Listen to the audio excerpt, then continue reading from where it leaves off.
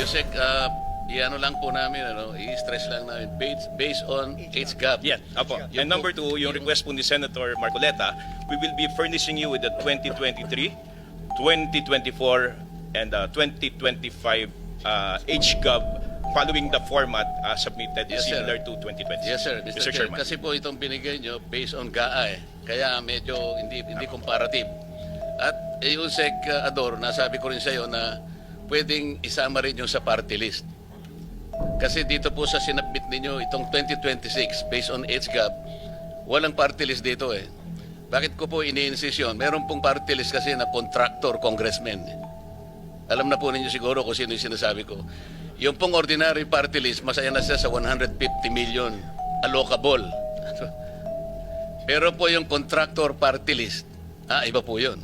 Kaya gusto po naming makita, this is still in relation to the truthful allocation. Dito po nagkakaroon ng problema. Pwede po ba yun? Isasama po natin ang party list. Dito po sa age gap po ninyo, 2026, wala pang party list.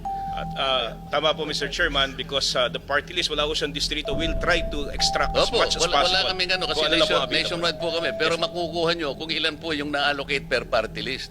Tama po.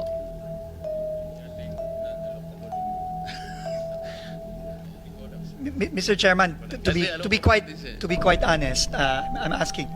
I think ang makakaalam lang daw po according to Sec Bote or would be the Committee on Appropriations in the House. Kung HGAB po ang pinag-uusapan natin. Nahihirapan po kaming kumuha nun eh. Kasi nga po po. kayo makukuha nyo rin eh. Lahat ng party